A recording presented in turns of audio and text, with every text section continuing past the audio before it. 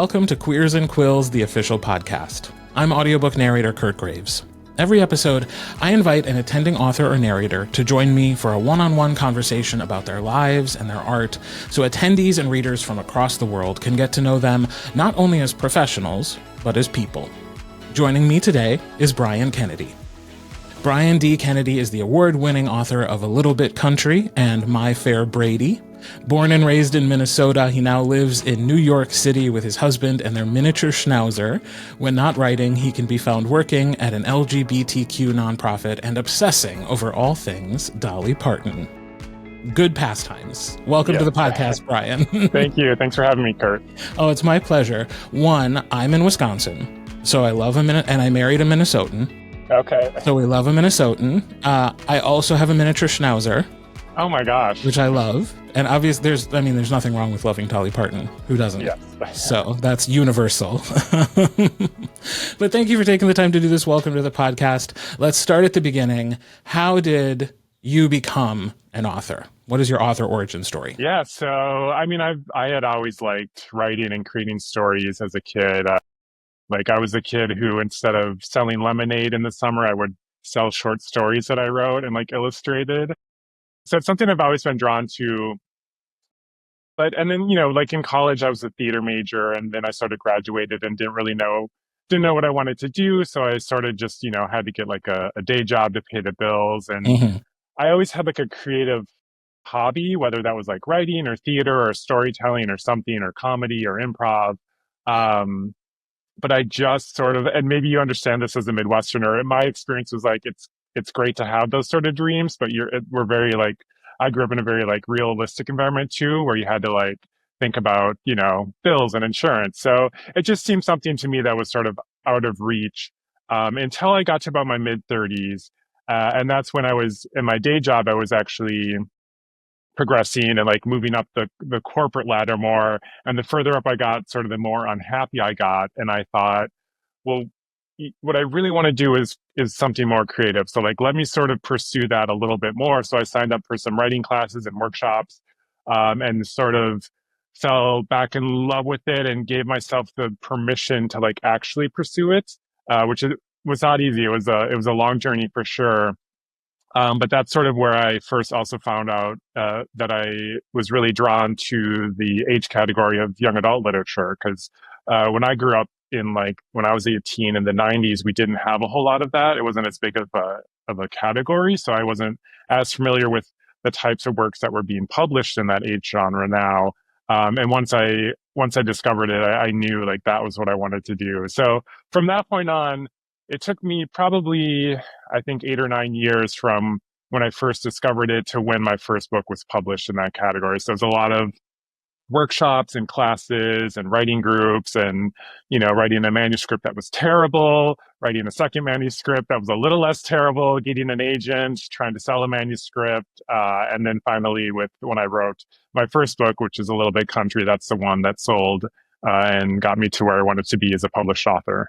Yeah, I love a few things about what you said. The first thing is I went and got a theater degree, and then I wondered, what should I do now? Because what does one do with a theater degree? Exactly. Not theater. Exactly. Very few people. And also, yeah, the Midwestern sense of put upon responsibility that we have is wild. I always say I have found my way back to acting as an adult in this profession and in also just working in some local theater. But I never thought to pursue it out of high school, which surprised some people. But I was I was the second most talented guy in Sheboygan, Wisconsin. That person does not go on to have a career in acting. Now, I'm glad I was wrong. And I'm glad that in my mid-30s, I came back to this creative endeavor and found my way to this work, which has been really exciting and a great second act for me. But 18-year-old in Wisconsin was not thinking this is something that I could do someday. Yeah. And the other interesting thing about it, I think, is that around the time when I was in my 30s and around the time I decided to take it more seriously was when social media was taking off as well. And I think at least what it's done for publishing in my eyes is it opened the door up to so many more people, because there were a lot of people who were just that's not a thing that I could ever do. And then with social media, especially back when it used to be Twitter and it was more active among the publishing community, like a lot of information was being shared. Like, here's how you get an agent. Here's what you look for. Here's the questions you ask. Here's how you write a manuscript. Like, just so much more information was available online than, Hmm. when I was in my 20s or before that even. So that sort of opened the door. Yeah, publishing was almost, I feel like, intentionally opaque Yeah. for people wanting to get into it. So Uh-huh. it's nice that that's changed. Are you always going to write YA? Do you think? No, I don't think so. Okay. I The would love smile to. tells me something is already in the works. Yes, I would love to continue writing YA because it's sort of it's just a genre or an age category that I really love and feel comfortable in. But I am exploring adult romance as well. So that's what I'm currently working on. But I'm a very slow writer, so TBD. TBD. Fair enough. Fair enough. And why feature queer characters? I think just because it's my identity, the first young adult manuscript I ever wrote was like in, I want to say like 20, I don't know, the early 2010s, and there wasn't a whole lot of queer books being published then. It was like, each publisher had like one queer book per season. So a lot of queer authors had to write straight characters if they wanted to try and get, have a better chance at landing a book deal. So the first manuscript I ever wrote was actually a straight character. And I chose to write a female straight character because I felt more connected to that than like a teen male straight character. And it was, I still enjoyed it, but once I made that switch, then that manuscript, like I said, the first one I ever wrote was horrible, which is a pretty common experience for writers. Um, but that was also around the time that like Adam Silvera and Becky Albertelli sort of hit it big with their books and sort of blew open the doors for what queer YA publishing could be. And that's when I started writing queer characters, and it just was more natural. Like it I dealt with a lot of the same issues that my characters were, like on a very specific, sexuality level. Hmm. And obviously it's great to write those books and have them available to queer teens, but also for me, it was like almost therapeutic to work through a lot of things that I hadn't worked through when I was their age. So it's beneficial to me, but of course, it's like such a privilege to write for that age group as well, and to Yeah. know that you, you know, yours might be the story that someone needed to read. Yeah.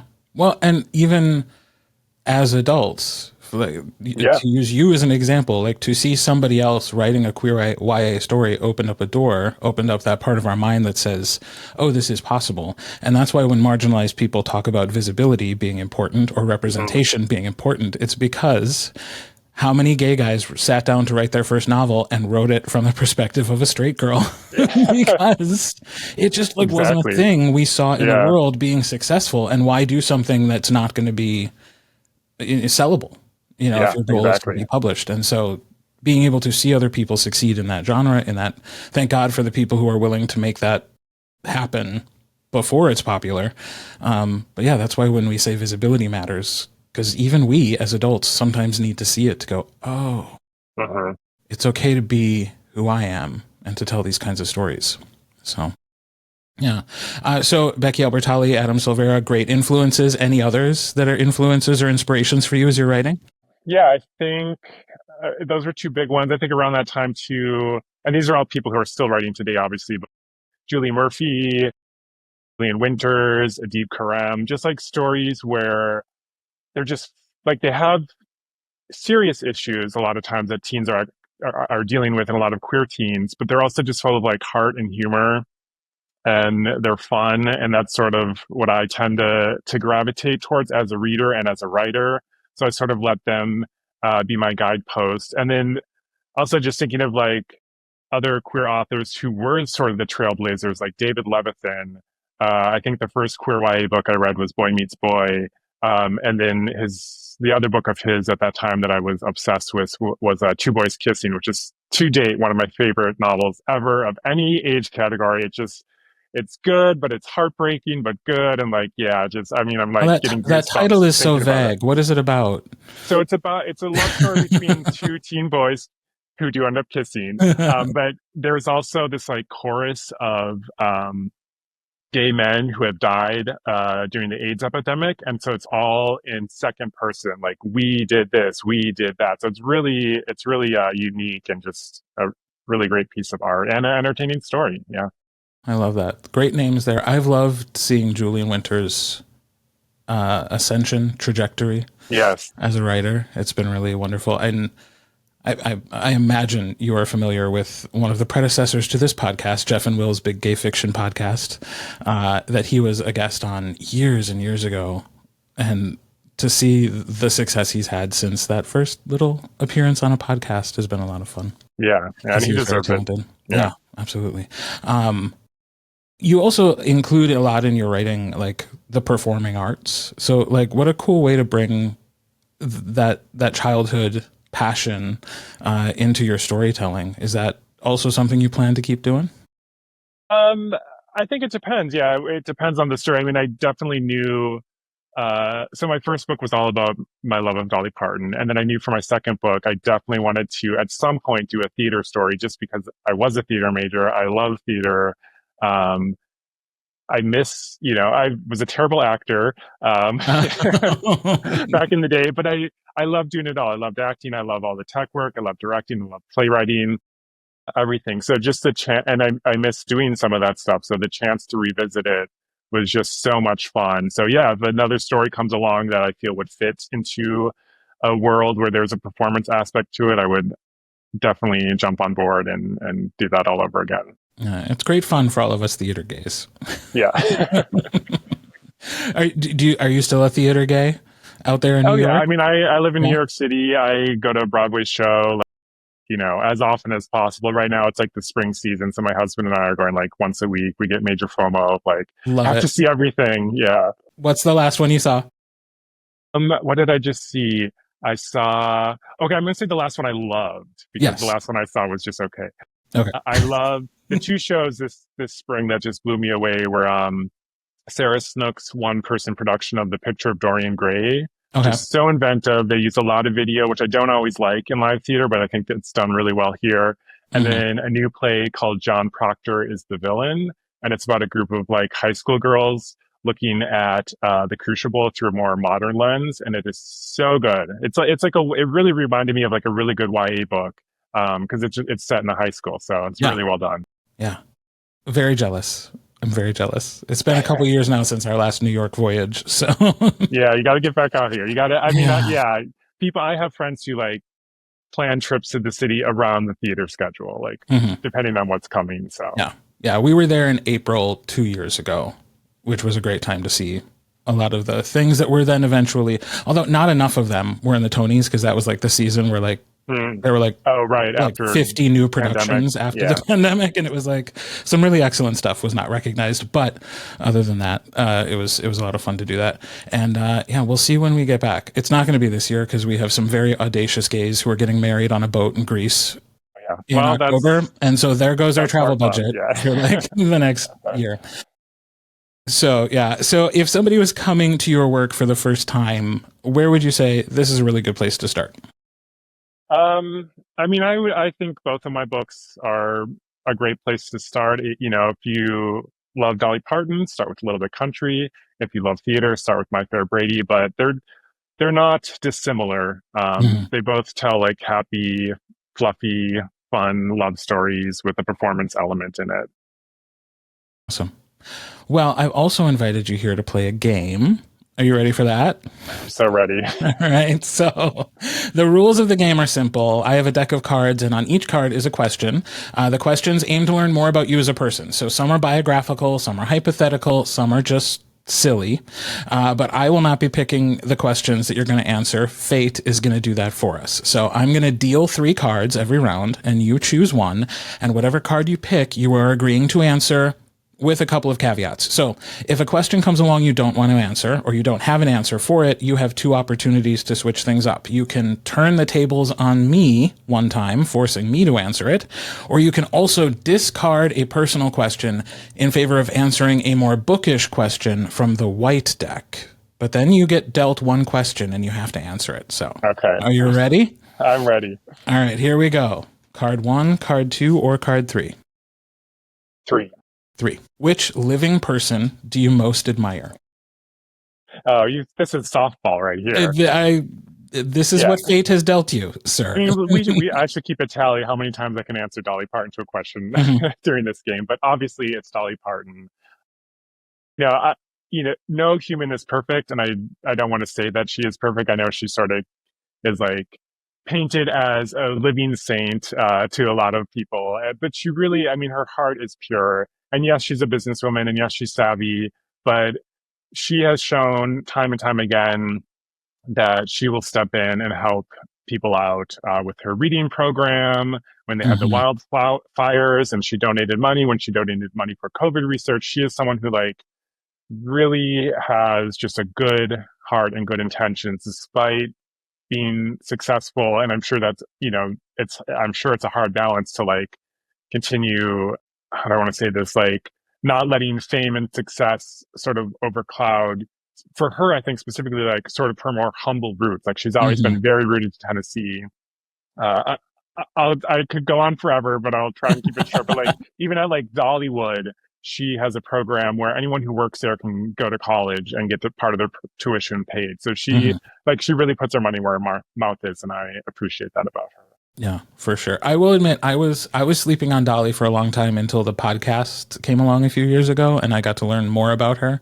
And ever since then, it's like every revelation about who she is as a person and how she handles her life and her business and her money is just fantastic. There is another question in these decks that you will not get because it's happened recently, so it's buried at the bottom. But it's like when you think of success, who do you think of? And I've been waiting for somebody to turn the tables on me so I could say I think it's Oh, Dolly Parton. that's great. Like somebody who has had enormous success is like universally recognized, but everybody likes. And she does, like, she could be a billionaire several times over, except for the fact that she gives away her money to causes that she finds worthy. And it's like, that's the definition of success. Yeah, Not the I agree. richest person in the world, but somebody who could be, but isn't, Hmm. because she finds the philanthropy to be such an important part of her mission, her goal, her life philosophy. Yeah. Absolutely. So, all right. Card one, card two, or card three? Card two. Okay. Do you have a signature move or quirk that people notice or comment on? I mean, I don't know that this is a quirk or a move, but I will. So maybe this is a bit of a cheat, but my height. I'm 6'5" Uh, and a half, if you want to be technical, and it's what gets commented on the most from strangers, um, from friends. Every time I haven't seen someone in like even a few weeks, and I see them, they're like, "Did you get taller?" I'm like, oh, God. "No, I did not." But people just tend to forget really how tall I am. Anytime I go to the theater, I sit down and I can hear the person behind me just sighing. No. And sometimes it's more than that. I mean, people will talk like I'm too tall to hear them or something. I'm like, I can still Mhm. hear you, but they Yeah. will like be like, oh, great, a tall person sitting in front of me. I'm like, well, great, a complainer sitting behind me. Like, what do you want me to do? People will ask me to like switch seats with my husband or move, and I just stay very Midwestern polite, but I also hold my ground. I'm like, no, this is my seat. I'm sitting And this is here. the one I So, paid for. So this is this is where I am. and Yeah. people, I also get strangers always asking like, oh, you must have played basketball, huh? Which I'm like, if you knew me, I mean, not to be the stereotype of like a typical gay man, but not great at sports, terrible at basketball. I played once in fourth grade, and I got confused during one game and tried to score against my own team. So it did not There's go too well. many baskets. Yeah. And don't they switch like halfway through which one's They which? do. Like, That's come why I got on. confused, I think. Yeah. That's Thank that's you. impossible. It's interesting to hear you talk about that too, because also in like theater, like there's so much that revolves around the way you look, and like being a super tall person can cut you out of the running. And also actors are so fucking short. They're all so much shorter in person. That's Like when you true. meet Yeah. them, you're like, gosh, you're short. Like no wonder you look so good in everything and clothes fit you well. You're so tiny. So, all right. Card one, card two, or card three? I will go back to three. Ooh, if you could be guaranteed one thing in life besides money, what would it be? Oh, I'm going to go with good health. Mhm. Uh, now that I'm in my mid 40s, that's something that I think about a lot more. Kind of, took it for granted for a while there, but yeah, Yeah. during the pandemic, when we like I live in a high rise building, so we couldn't really go anywhere. Couldn't go to the gym anymore, and I was just like going stir crazy. So I took up yoga at home. If anyone knows, I think it's Yoga with Adriene is the person who does it. She's like a very popular YouTube yoga person. Mm. And I started her like 30-day challenge, and I actually was getting pretty good at it. But there's one um, pose called, I think it's called the standing crow, where you basically like you like kind of you start to do a somersault, but then you put your whole body up, but you're just holding yourself with your hands, so you're Oh, like yeah. halfway through a somersault. And I was so impressed that I could do that, and then I like screwed up my back because Oh. of it. I like had a slip disc, so ever since, and then I couldn't do like any physical activity for like 6 months. And Oh, yeah. even though that was like years ago, it's I'm a runner. I love going running because that's when I do all my like plotting for my books and like work out plot holes and plot, chase after plot bunnies.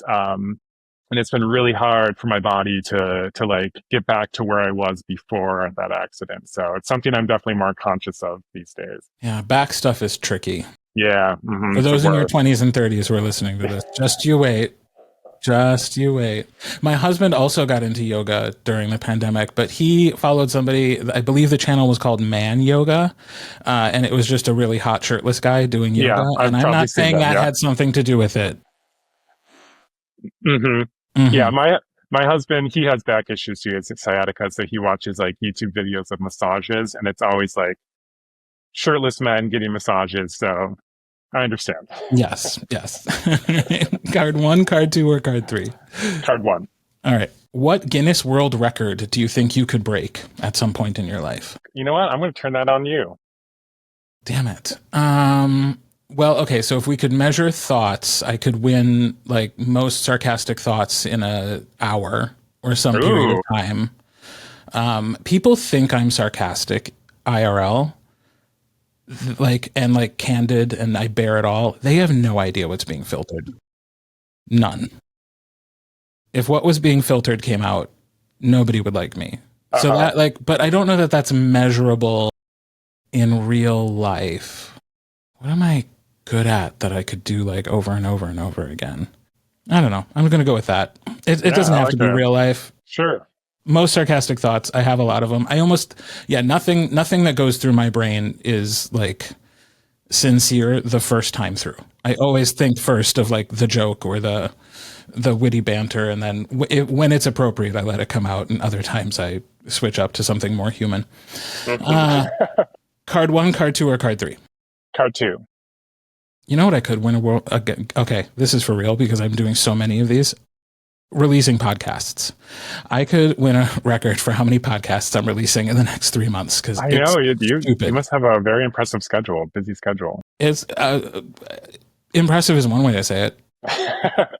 You're Insane, filtering right now, aren't you? stupid. Yeah, like what was I thinking? I mean, I'm having a lot of fun with it, but wow, dummy. All right. Do you have a favorite number? Any particular reason why you like that number? My favorite number is 13, Yeah. because it's unlucky.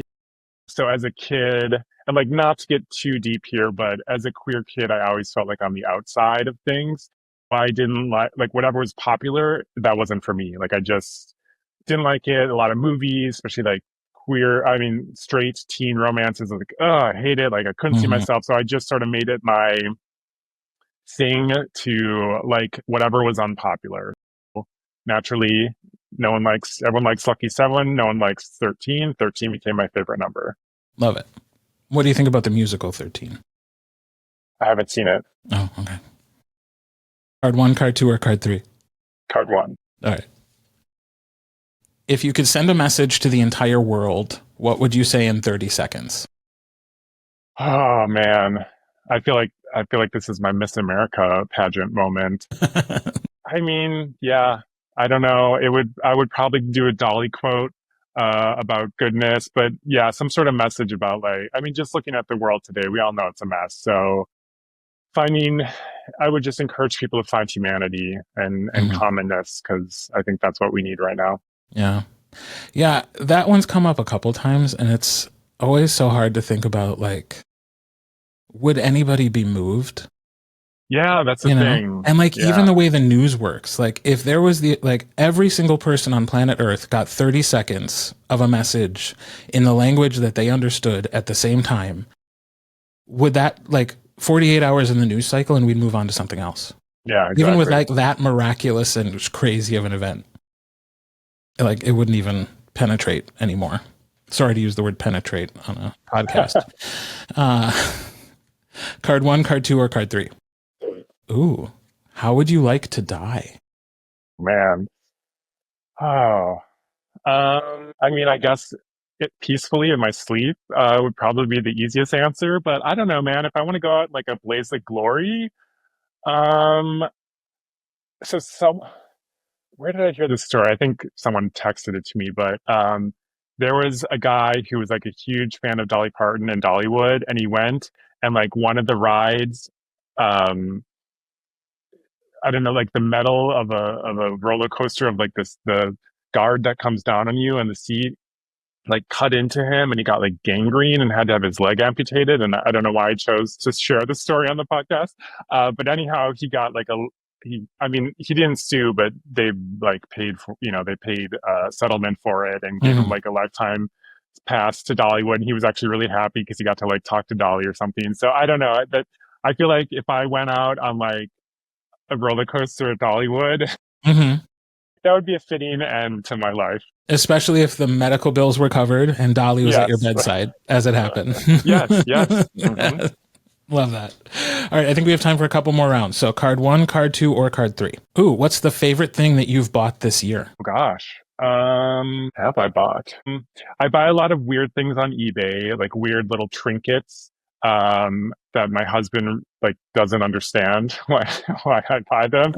Uh, Listen, if we have to start explaining to our husbands why we buy things, that's it's not good for anybody.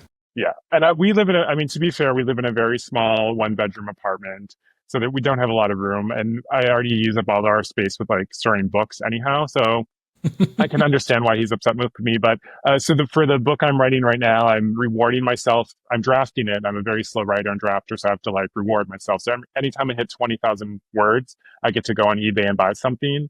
So the last thing I bought, is one of my favorite things I bought, I guess this year, was a lot of skeleton keys. So I got like Ooh. 20 skeleton keys for $10, which I think is like the best deal ever. And my husband was like, "You paid $10 for that?" I'm like, "Yes, this is amazing."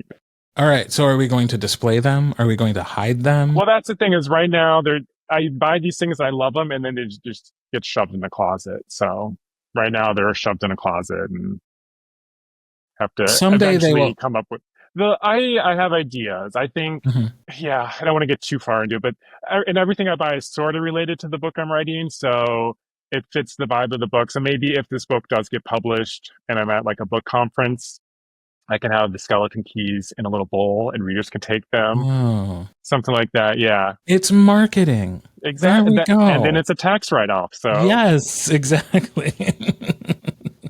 All right, last round. Card one, card two, or card three? card two. Card two. Ooh, if you could instantly become one, what would you want to be an expert in? Oh, oh man. I want to become an expert in, I don't know. That stumped me. I'm going to do the book option. Okay, here we go. Oh, is there a book you feel embarrassed you haven't read yet? Oh man.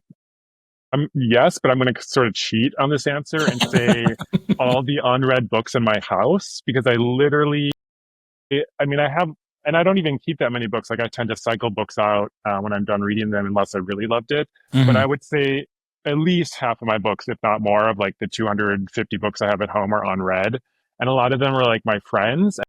And I understand too. Like I never, like it's great to support my friends buy their books. It's great when people support me and buy my books. Yes. I have no expectation that they're going to read them anytime soon. So I have good friends where they've published like 3 or 4 books, and I'm lucky if I've read one. So yeah, I'm always a little Mhm. you have to navigate that of like it's just an understanding among authors that like you don't have to ask if someone's read your book, you don't have to talk about it, you just be thankful that they even got a copy. Yeah.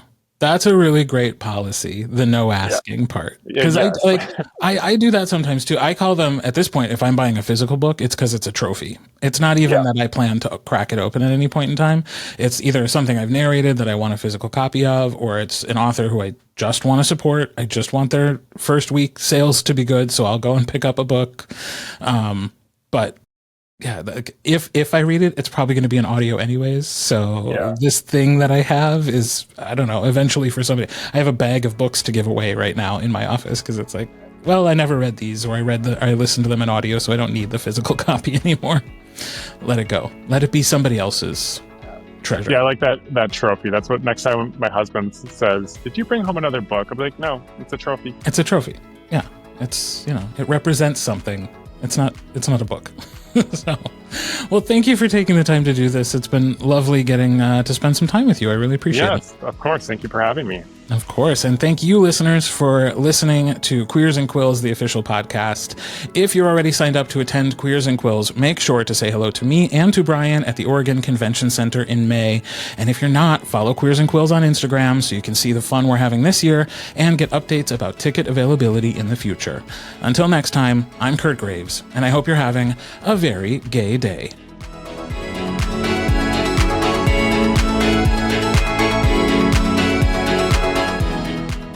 Queers and Quills, the official podcast, is produced and hosted by Kirt Graves, in coordination with Mahogany Mail and Marley Valentine.